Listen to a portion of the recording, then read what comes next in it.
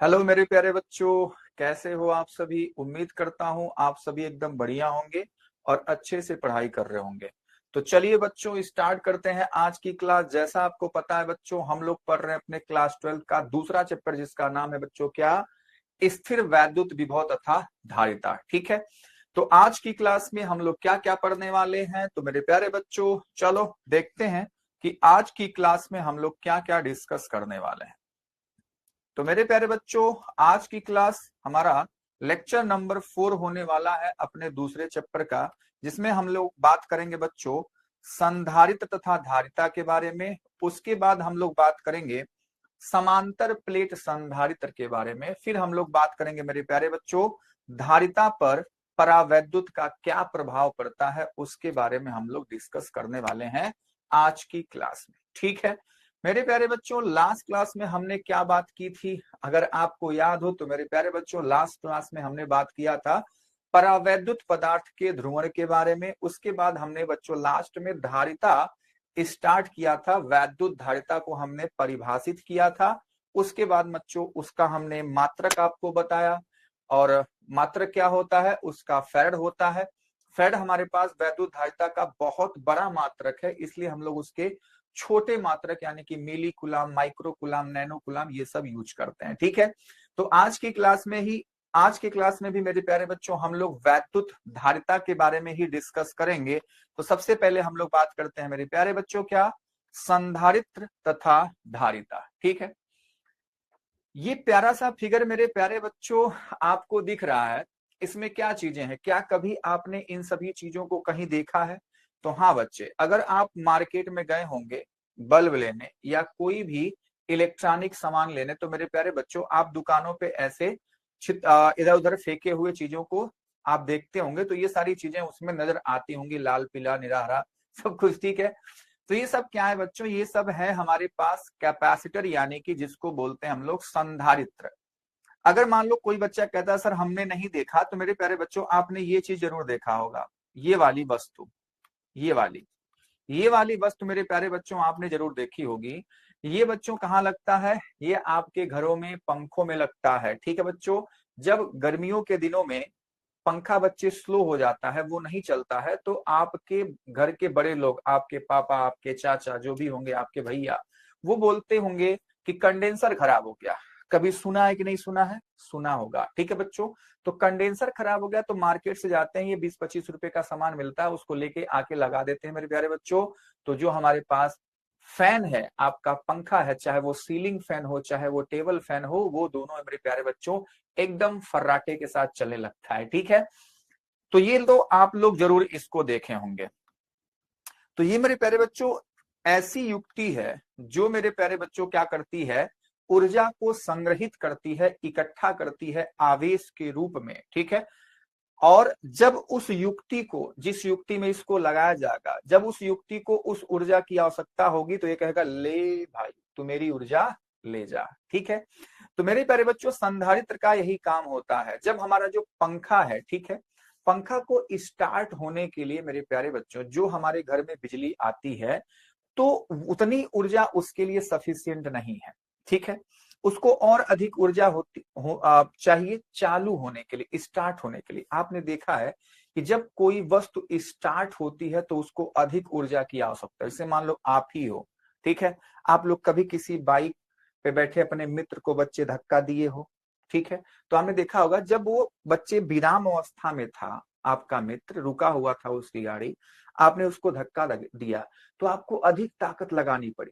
लेकिन जब वो बच्चे अपनी अवस्था से गति अवस्था में आने लग जाता है, विराम से गति में, तब बच्चे आप आराम से उसके पीछे दौड़ते रहते हो और वो और तेजी के साथ आगे बढ़ता रहता है। ठीक है।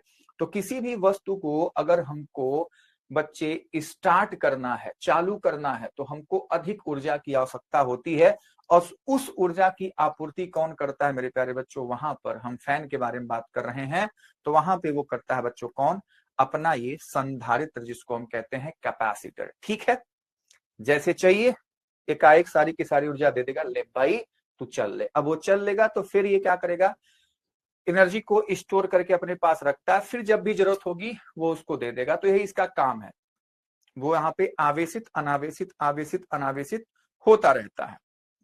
ठीक बात है। चलो, तो मेरे प्यारे बच्चों, हम लोग आज की क्लास में इसी प्रकार के युक्ति के बारे में बातचीत कर रहे हैं, जिसका नाम क्या है? संधारित्र। हमने लास्ट क्लास में जब धारिता आपको समझाया तो हमने बाल्टी समझाया था। ठीक है बच्चों, तो बाल्टी में आप पानी डालते थे, है ना? तो यहाँ पे जो संधारित्र है वह वही युक्ति है जो मेरे प्यारे बच्चों आवेश को संग्रहित कर रहा है। ठीक है, कुछ और जानकारी दूं। जैसे मान ले आपने क्लास 10th में, सर बहुत पीछे चले गए तो कोई बात नहीं, क्लास 10th में मेरे प्यारे बच्चों आपने रजिस्टर के बारे में सुना होगा। अब वो वैद्युत परिपथ में कुछ ऐसा बन के दिखाई देता है। ठीक है, इसको क्या बोलते हैं बच्चों? इसको बोलते हैं प्रतिरोधक। ठीक है, ये युक्ति का नाम है। बात समझ में आ रही? ये एक इलेक्ट्रॉनिक घटक है जिसको हम परिपथ बनाने के लिए यूज करते हैं। और जो प्रतिरोध होता है, अच्छा ये भी बात आपको जाननी पड़ेगी, प्रतिरोध और प्रतिरोधक में मेरे प्यारे बच्चों अंतर है। ये हमारे पास एक घटक है, वैद्युत घटक जिसको आप कह सकते हो। बात समझ में आ रही है? एक कंपोनेंट है। और जो प्रतिरोध होता है मेरे प्यारे बच्चों, वो उसका गुण होता है। ठीक है, उसी प्रकार से मेरे प्यारे बच्चों आप अब कक्षा 12 में आ चुके हो, तो अब हम पढ़ेंगे संधारित्र की धारिता। और संधारित्र को मेरे प्यारे बच्चों वैद्युत परिपथ में हम ऐसे बनाएंगे और उसकी धारिता को हम ऐसे लिखेंगे C। ठीक है, और इसको बोलते हैं संधारित्र। तो वह युक्ति जो आवेश को संग्रहित करके रख रही है उसको हम क्या कह रहे हैं बच्चों? संधारित्र कह रहे हैं। क्या कह रहे हैं बच्चों? संधारित्र। ठीक है, और जो धारिता होती है वो मेरे प्यारे बच्चों क्या होती है? इसी संधारित्र का क्या होता है? गुण होता है। ठीक है, समझ पा रहे हो? तो ये बातें आपको समझनी पड़ेगी कि प्रतिरोधक उस वस्तु का नाम है जो मेरे प्यारे बच्चों वैद्युत परिपथ में लगाने से वैद्युत धारा को कंट्रोल कर रहा है, उसको रोकने का काम कर रहा है।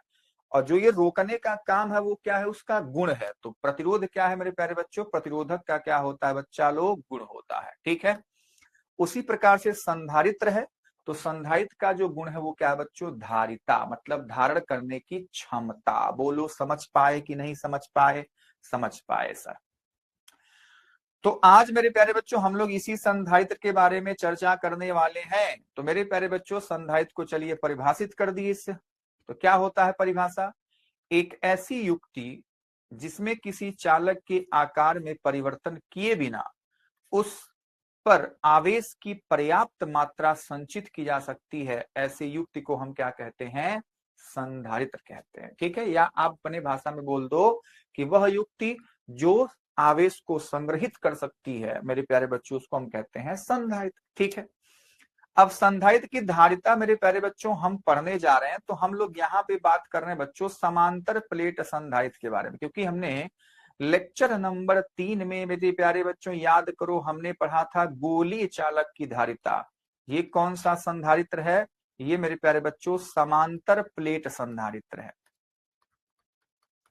कौन सा बच्चे संधारित्र है?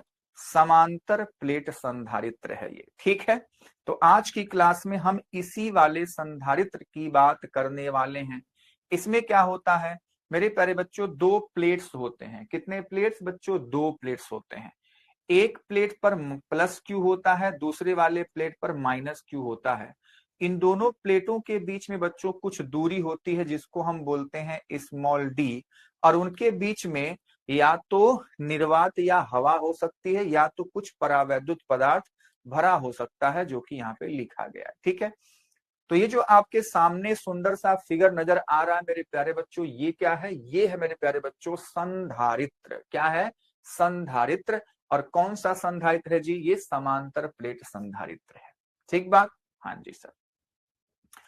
तो अब मेरे प्यारे बच्चों जो भी हम चर्चा करेंगे आज की क्लास में समांतर प्लेट संधारित्र के बारे में ही करने वाले हैं। और ये मेरे प्यारे बच्चों समांतर प्लेट संधारित्र आपके एग्जाम पॉइंट ऑफ व्यू से बहुत ही इंपॉर्टेंट कॉन्सेप्ट है। ठीक है, तो अच्छे से इसको सीखेंगे, एग्जाम में इससे नंबर आता है।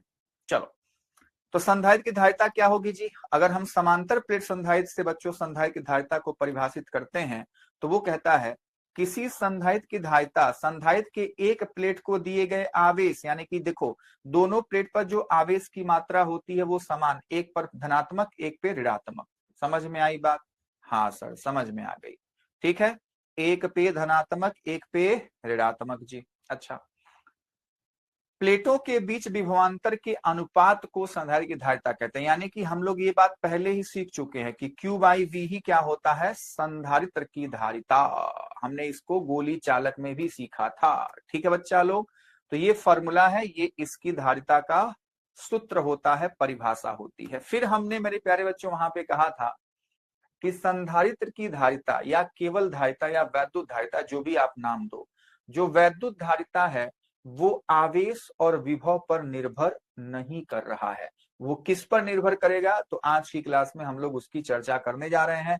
तो मेरे प्यारे बच्चों, जो दोनों प्लेट्स दिखाए गए इस फिगर में, तो संधारित्र की धारिता मेरे प्यारे बच्चों इसके क्षेत्रफल यानी कि ए पर डिपेंड करती है, इन दोनों प्लेटों के बीच की दूरी यानी कि डी पर डिपेंड करती है, और मेरे प्यारे बच्चों इन दोनों प्लेटों के बीच का जो माध्यम है, हवा है या कोई परावैद्युत पदार्थ डाला गया, उस माध्यम पर भी इस संधारित्र की धारिता निर्भर करती है।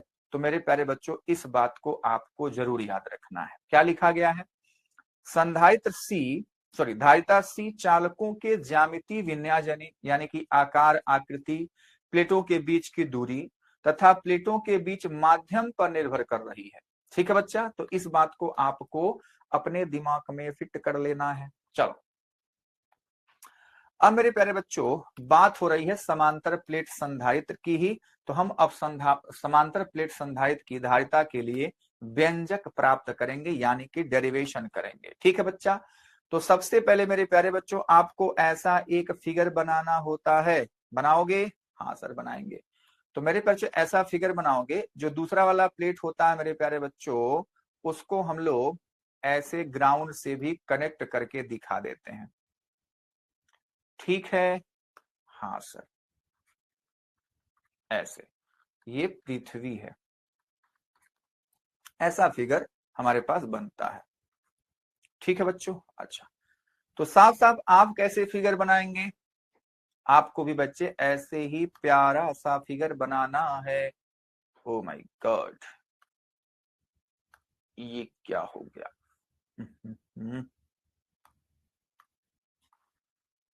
चलो, ये हमारे पास समांतर प्लेट संधारित्र बनने के लिए तैयार। तो दो लाइनें इसे ड्रॉ करना, दोनों का, इस पे मान लो प्लस क्यू चार्ज है, इस पे मान लो minus Q charge. Capital Q minus small Q जो मान लो वो लिखो, आपकी इच्छा है। दोनों प्लेटों के बीच की दूरी डी, प्लेटों का क्षेत्रफल ए होगा। ठीक है, और यहाँ पे हमने मान लिया कि बीच में मान लो निर्वात है, मान लो इनके बीच में क्या है बच्चों, निर्वात है। इस दूसरे वाले प्लेट को हमने क्या कर दिया, ग्राउंड कर दिया। ठीक है बच्चों, बस फिगर बन के तैयार। अभी बच्चे प्लेट है ये, है ना, जैसे मान लो मेरा हाथ है, तो इसके पास एरिया है ना, प्लेट का कहने का मतलब उसके पास क्षेत्रफल है। अगर मैं अपने हाथ को ऐसे रखूं आपके सामने, तो आपको बस एक लाइन के जैसा दिख रहा है, तो वही हालचाल है। इस प्लेट को हमने इस वाले तल में ऐसे रखा हुआ है। ठीक बात? हाँ सर, तो ऐसा फिगर बनाओगे। उसके बाद मेरे प्यारे बच्चों हमको करना होता है डेरिवेशन। तो याद करो मेरे प्यारे बच्चों, डेरिवेशन के वो दिन जब हम पहले अपनी क्लास से करते आ रहे हैं, पहले वाले चैप्टर से ही। तो मेरे प्यारे बच्चों हम लोग क्या करते हैं, हम लोग सर करते हैं जी, पहले फिगर बनाएंगे, फिगर के बारे में कुछ बातें लिखेंगे, उसके बाद हम लोग कैलकुलेशन स्टार्ट करते हैं। तो मेरे प्यारे बच्चों ध्यान से देखना, ध्यान से देखना, ध्यान से देखना, ध्यान से आपको देखना है। ठीक है, चलो क्या देखना है जी, हमको देखना है सबसे पहली बात, कैलकुलेशन में करने जा रहा हूं। सबसे पहली बात कि मेरे प्यारे बच्चों दोनों प्लेटों के बीच में वैद्युत क्षेत्र कितना है। दूसरी बात, दोनों प्लेटों का विभवांतर यानी कि V कितना है। उसके बाद थर्ड एंड लास्ट स्टेप हम लोग करेंगे कि मेरे प्यारे बच्चों C का फॉर्मूला लगा देंगे Q बाई V से।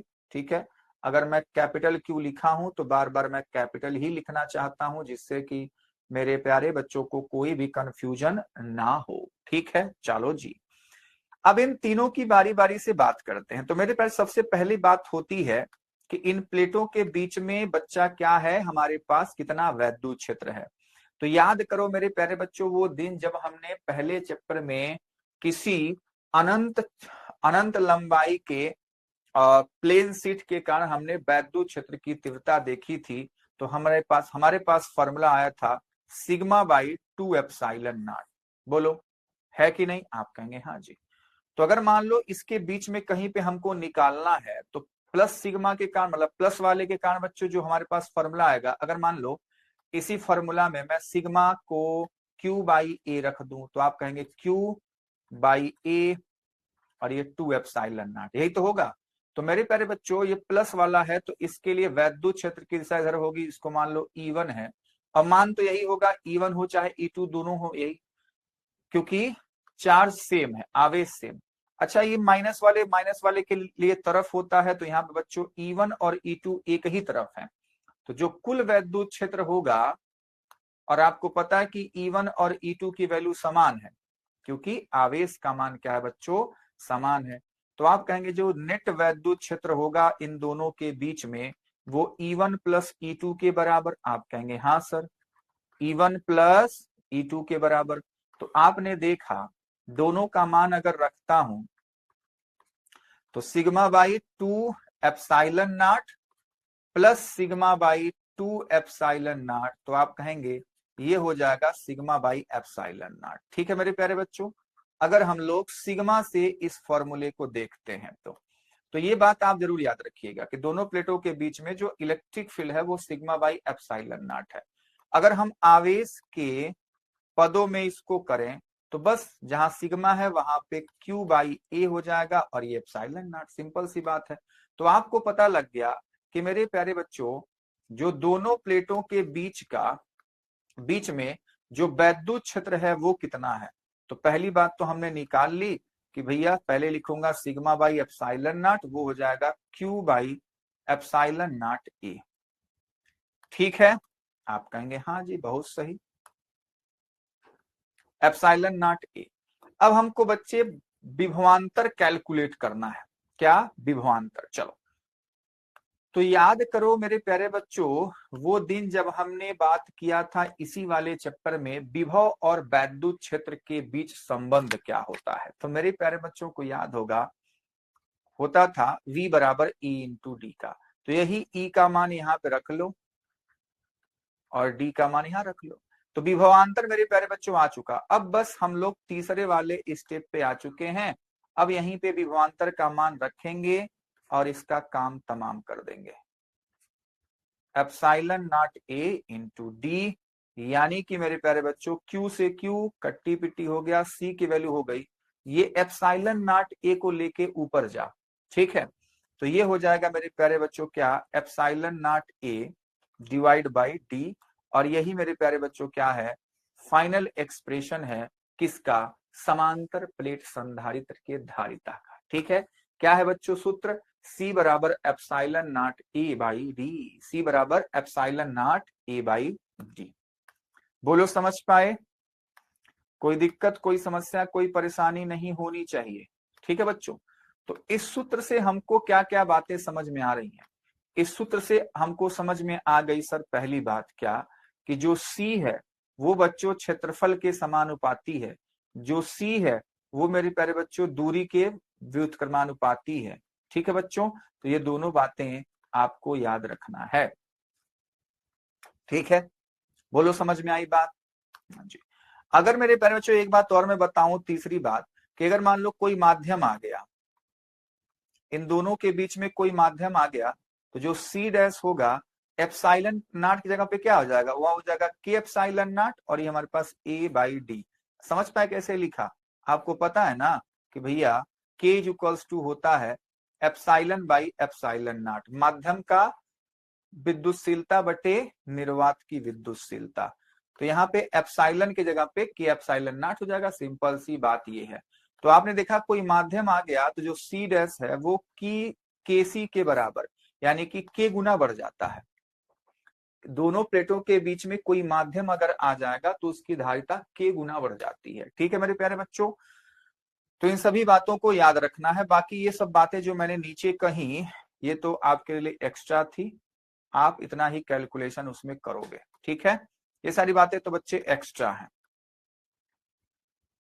एक्स्ट्रा बातें। ठीक है, बाकी आपका कैलकुलेशन हो चुका है, आप सारी बातें जान चुके हैं। तो आपको क्या करना है मेरे प्यारे बच्चों, सबसे पहले आपको ऐसा सुंदर सा फिगर बनाना है। उसके बाद बच्चे दो चार बातें इसके लिए लिखनी है कि माना समांतर प्लेट संधारित्र के प्लेटों का क्षेत्रफल ए, पृष्ठीय सिग्मा, उनके बीच की दूरी डी तथा विभवांतर क्या है, वी है। उसके बाद हम लोग कैलकुलेशन करते गए, साफ साफ जैसे जैसे किया गया था वैसे ही किया गया है।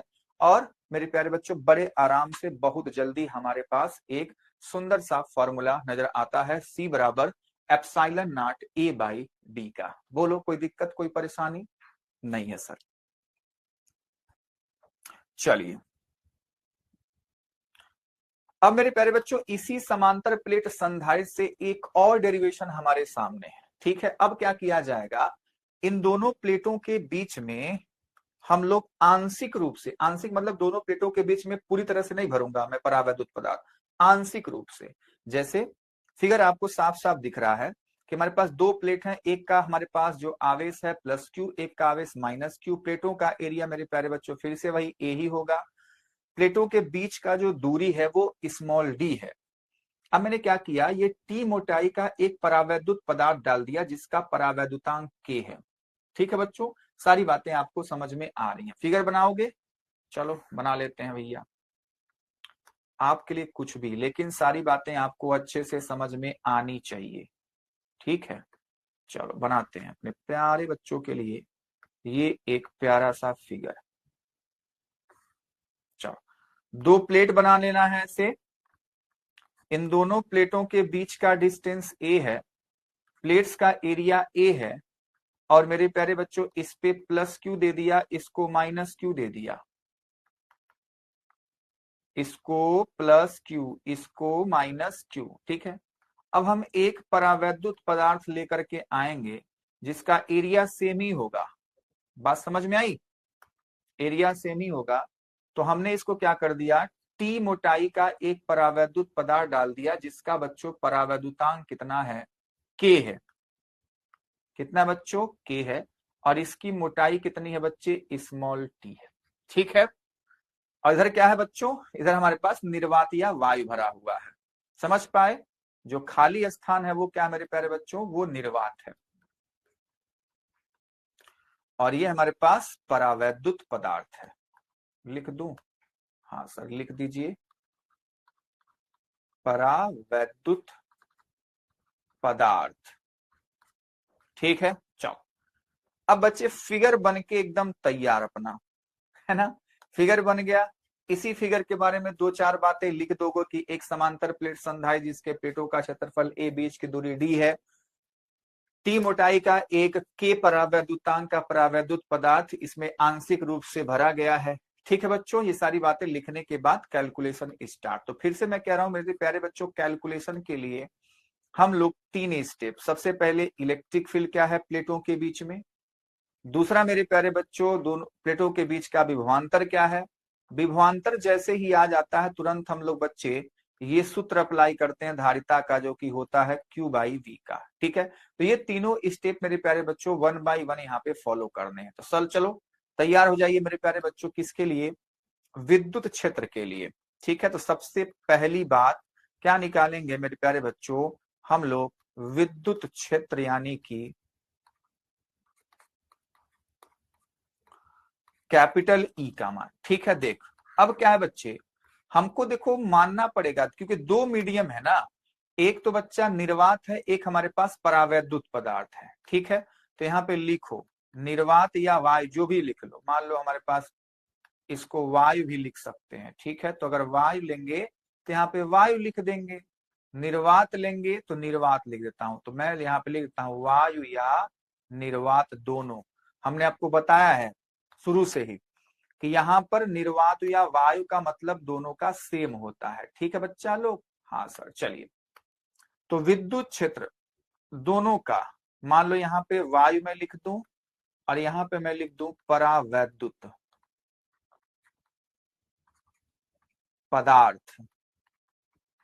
ठीक है, परावैद्युत पदार्थ। चल, तो वायु के लिए बच्चों जो वैद्युत क्षेत्र है मैं उसको ई नॉट लिखूंगा, इसके लिए ई लिखूंगा। बात समझ में आई कि नहीं आई? आई। तो मेरे प्यारे बच्चों, या ई डैश लिख लो, आपकी इच्छा है, इसके लिए ई डैश लिख लो, चाहे ई ही रहने दो, क्या ई डैश लिखना, ई रहने दो, है ना।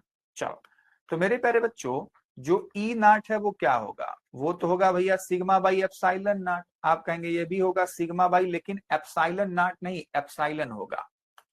अब अगर हम आवेश इसमें डाल दें तो ये हो जाएगा क्यू बाई एप्सिलॉन नॉट ए, और ये हो जाएगा क्यू बाई एप्सिलॉन ए। लेकिन अब एप्सिलॉन को यहाँ पे हटाना है, तो वही परावैद्युतांक वाला कॉन्सेप्ट लगाना है। क्या हो जाएगा? क्या हो जाएगा बोलो? हो जाएगा बच्चों क्यू बाई के एप्सिलॉन नॉट ए। समझ पाए? अभी हमने बताया था ना कि कोने में कोने में क्या बताया था कि के इज इक्वल्स टू होता है एप्सिलॉन बाई एप्सिलॉन नॉट। तो यहां से एप्सिलॉन की वैल्यू के एप्सिलॉन नॉट हो गई। ठीक है बच्चा? तो ये बातें यहाँ पे हैं, इसको आपको समझना है। चलो, अच्छा जी, तो विद्युत क्षेत्र हो गया, बहुत सही। दूसरी बात हम निकालेंगे क्या? विभव या विभवांतर, जिसको मैं वी कहूंगा। ठीक है बच्चे? अब मेरे प्यारे बच्चों, जो वायु का विभवांतर है उसको मान लो मैं वी नॉट कह देता हूं, इसके विभवांतर को मान लो मैं वी डैश कह देता हूं। तो फॉर्मूला क्या लगाओगे? फॉर्मूला वही ई इंटू डी होता है ना। तो इसके लिए ई नॉट, लेकिन जो डी है अब दोनों में दिक्कत करेगी। तो आपको बच्चे फिर से फिगर में जाना है, देखना है कि कितने दूरी में वायु है और कितने दूरी में परावैद्युत पदार्थ है। तो आप कहेंगे सर टोटल जो दूरी है दोनों प्लेटों के बीच का स्मॉल डी है, और टी मोटाई में परावैद्युत पदार्थ है, तो जो बचा खुचा होगा वो वायु होगा। तो वायु किसमें हो जाएगा? डी माइनस टी में। तो बस मेरे प्यारे बच्चों यहाँ पे डी माइनस टी डाल देंगे, और इसके लिए क्या हो जाएगा? ई इंटू टी, क्योंकि टी मोटाई में परावैद्युत पदार्थ है। बहुत सही सर, बहुत सही। चलो, अब जो कुल विभवांतर होगा वो हो जाएगा V naught plus V dash. तो v इक्वल्स टू हो जाएगा E naught D minus T plus E T के बराबर। बात समझ में आई कि नहीं आई? आप कहेंगे सर आई। दोनों में ई का मान रख ले, तो हो जाएगा v का मान q बाई एप्सिलॉन नॉट ए, यहां हो गया d माइनस टी। ये हो जाएगा मेरे प्यारे बच्चों q बाई के एप्सिलॉन नॉट ए, और ये हो गया t।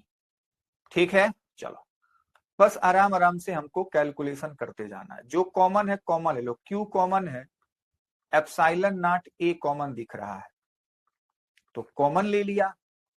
क्या बचा? यहां बचा बच्चे डी माइनस टी, और ये बच रहा है टी बाई के। वाह सर, क्या बात है! हो गया? हाँ जी, एकदम हो गया।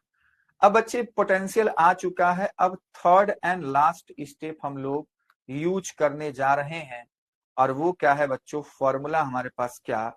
C बराबर, हम जानते हैं ना, C बराबर Q बाई V होता है। तो इसी फॉर्मूले में मेरे प्यारे बच्चों V का मान डालो। ये जो V का मान है ये डाल देंगे, Q बाई एप्सिलॉन नॉट ए, यहां हो जाएगा D माइनस टी, और ये हो जाएगा बच्चे T बाई के। ठीक है? हाँ सर। तो मेरे प्यारे से देखो, Q से Q काट दो, और इस एप्सिलॉन नॉट ए को कूदा के ऊपर ले जाओ, ये कूद देगा, है ना। तो इसको हम लिखेंगे C equals to epsilon naught A divide by D minus T plus T by K. ठीक है? हम लोग इसको ऐसे ही लिख सकते हैं, और इसको डब्बे में ऐसे बंद कर देंगे। आपकी इच्छा है तो नीचे बड़ा ब्रैकेट ऐसे बना लो। ठीक है बच्चा? तो ये हमारे पास लास्ट एक्सप्रेशन है इस वाले डेरिवेशन का। उम्मीद करता हूं मेरे प्यारे बच्चों को ये डेरिवेशन अच्छे से समझ में आया होगा।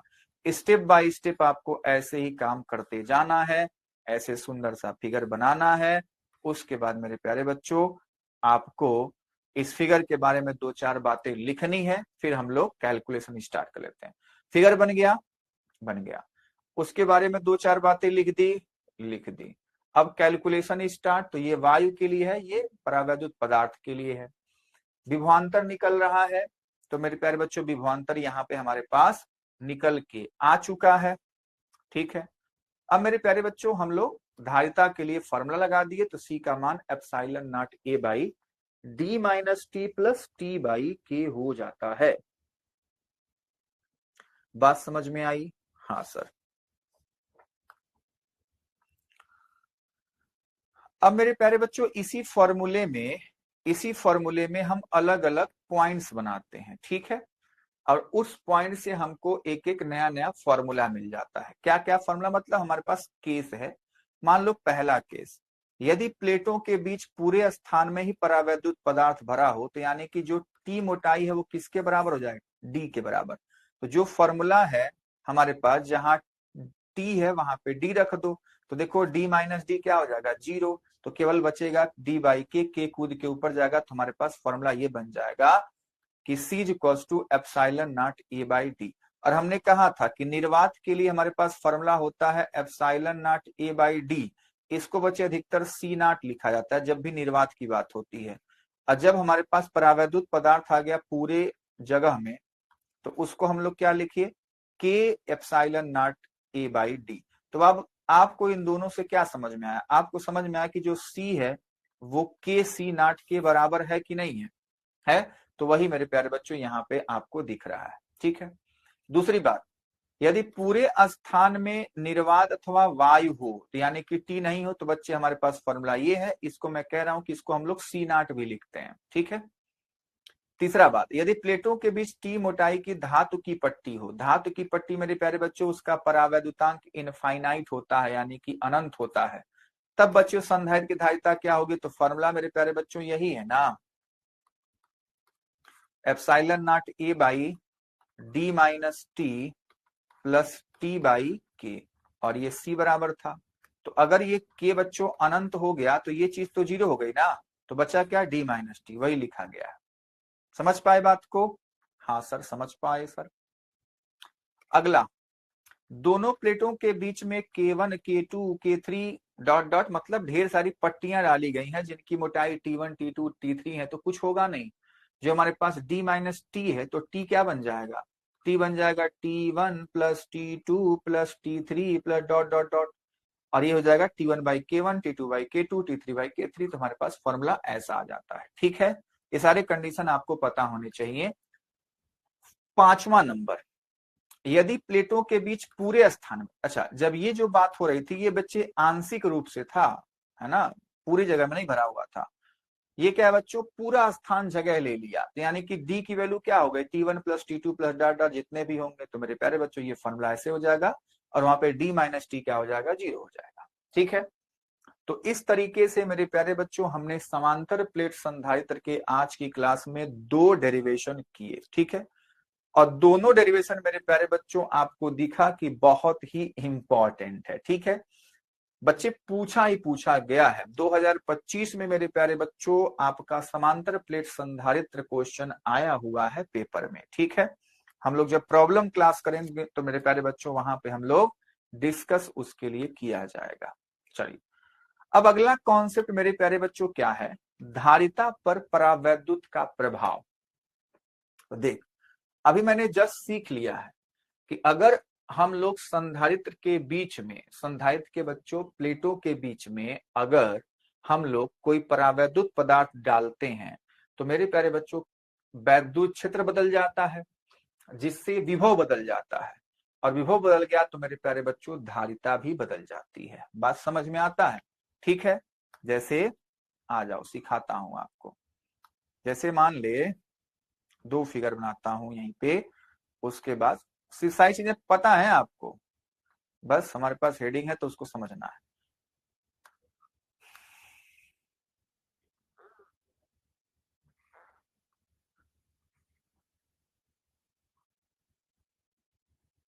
मान लो सेम ही फिगर है, प्लेट का एरिया सेम ही रहेगा, ऊपर नीचे हो गया जो भी हो गया, ये डी है बच्चा। ठीक है, प्लेट्स का एरिया ये, यहाँ भी प्लेट्स, दोनों प्लेट्स का एरिया ए होता है। ठीक है, यहां मान लो मेरे प्यारे बच्चों बीच में निर्वात है। ठीक है, इसके ऊपर प्लस क्यू, इसके ऊपर माइनस क्यू, यहां भी वही same to same plus Q minus Q. इसको मैं फिगर नंबर 1 कह रहा हूं, इसको मैं फिगर नंबर 2 कह रहा हूं, दोनों अलग अलग फिगर हैं। इसके भी बीच की दूरी डी है। लेकिन लेकिन अगर मान लेते हैं कि पूरे स्थान में बच्चा परावैद्युत पदार्थ भर गया। ठीक है, यहाँ पे निर्वात नहीं है, यहाँ पे परावैद्युत पदार्थ है अंदर।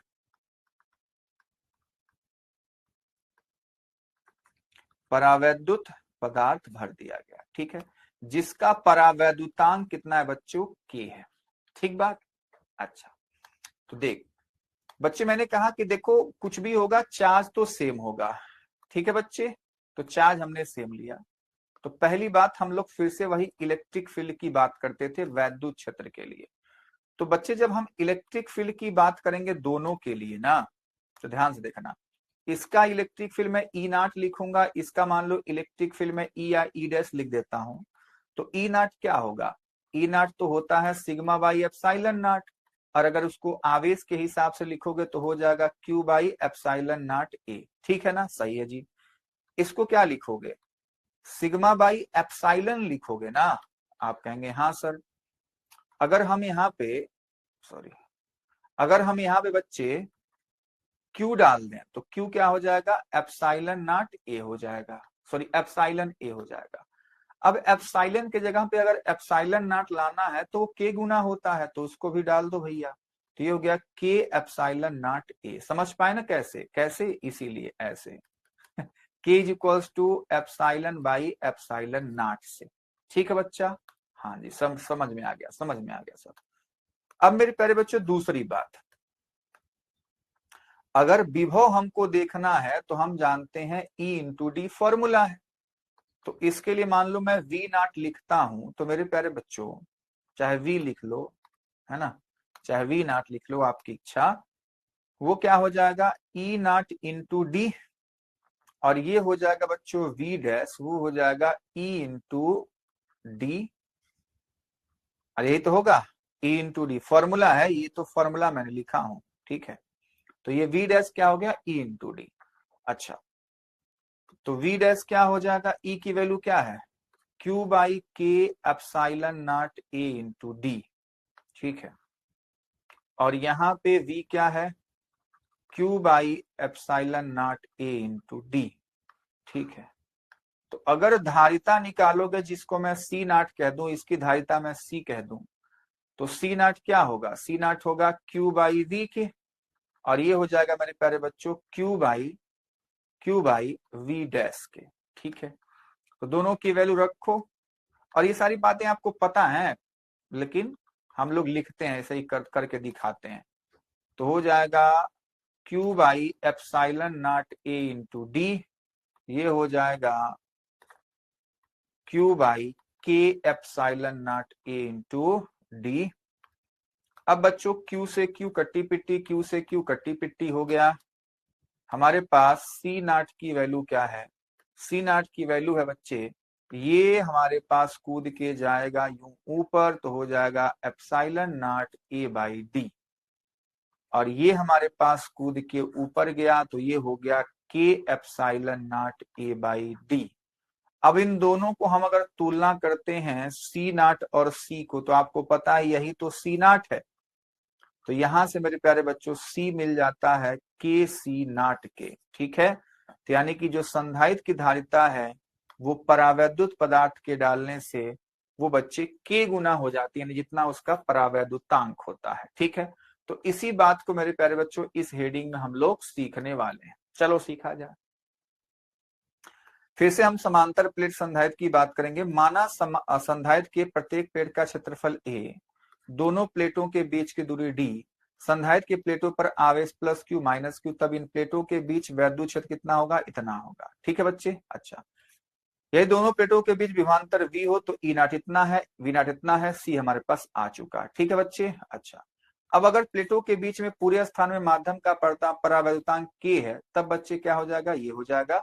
सारी बातें मेरे प्यारे बच्चों यहाँ पे लिखी गई हैं। V हमारे पास हो जाएगा, धारिता हमारे पास इतनी हो जाएगी, और हमको फाइनली पता लग गया कि C is equals to KC naught हो जाता है।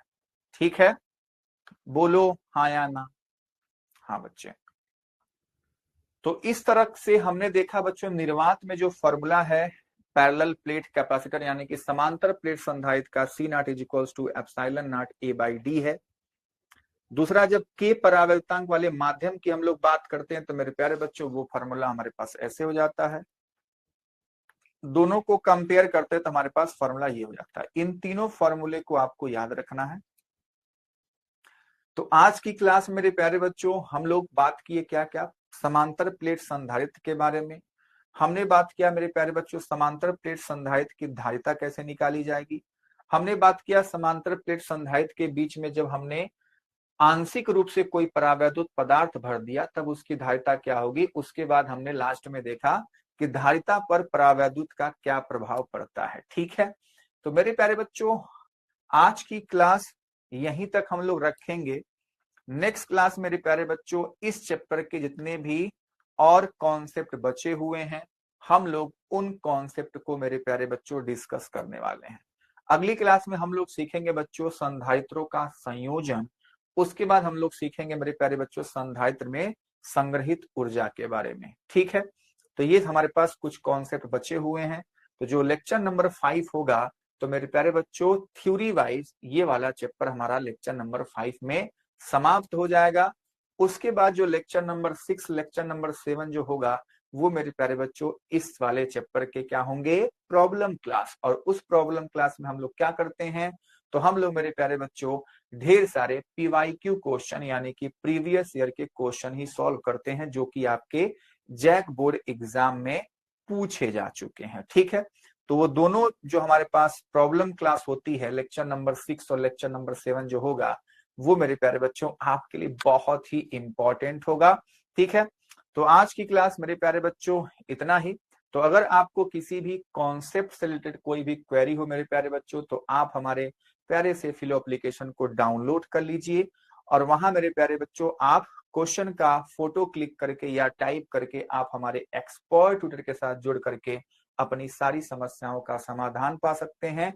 तो इस सुविधा का लाभ आपको जरूर उठाना है। अगर ये वीडियो मेरे प्यारे बच्चों को पसंद आई हो तो प्लीज इसको लाइक सब्सक्राइब और शेयर करना ना भूलें।